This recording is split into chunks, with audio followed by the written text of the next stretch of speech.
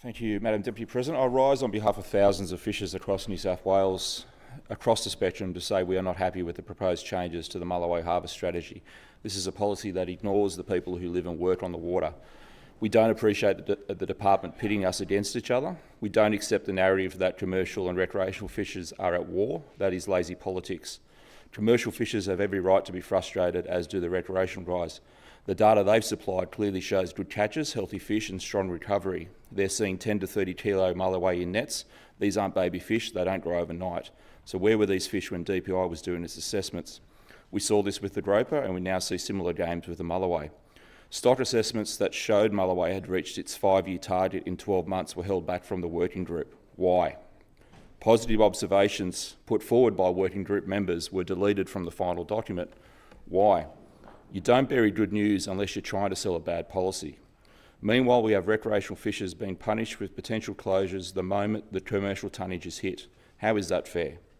What they're calling consultation at the moment is a controlled form with predetermined outcomes offered in English only, with a digital barrier that excludes called communities and older fishers.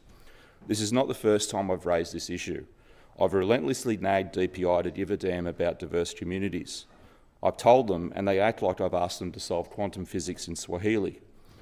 Do I need to be that blunt and say, hey, maybe talk to people that don't look like they've stepped out of a 1950s toothpaste ad?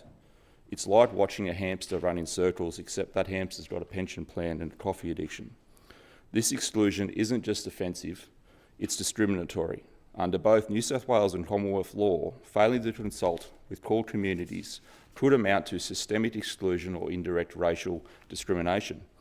With this consultation, there are no translated materials, no interpreters, no outreach, no effort. If this was a corporate survey, it would be thrown out for bias. But a DPI public policy? Go nuts. The advice that the Minister is receiving is narrow and disconnected from reality. Commercial fishers have raised these valid concerns. Over 30% of New South Wales estuarine waters are closed to them. Over 60 years of rule changes to their practices have not been considered. Recreational fishing havens have distorted access without any true impact assessment. When one group provides the majority of data and gets most of the restrictions, this is not co-management, it's punishment for cooperation. For years, recreational fishermen have been hit with trust fund levies, coughing up millions under the promise that it would go back into fisheries.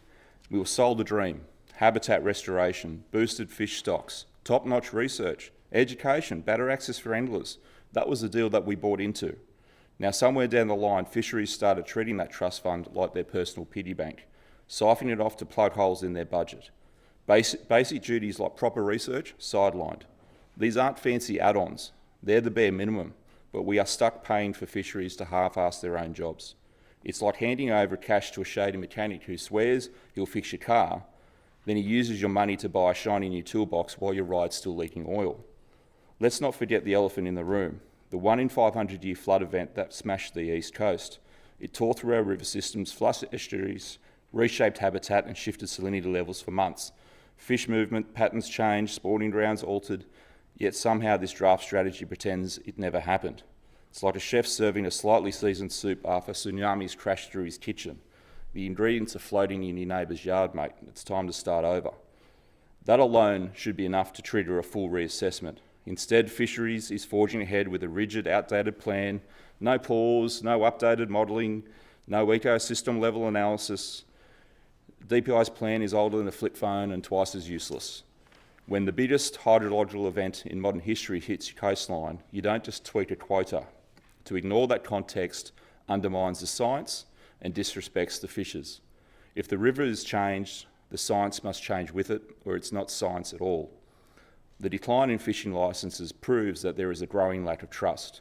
When we see levies spent on reports we never see, strategies that exclude us, and so-called consultation processes that push us to the margins, it's not co-management, it's a one-sided shakedown. We need to stop and reset. While I appreciate the extension of the consultation process, without the majority of data being provided to the public, it's pointless. If we keep going down this road, we'll not only lose trust, we will also lose good fishers, we'll lose accurate data, and worst of all, we'll lose the fish that we're all trying to protect. When trust is gone, the fishery is next.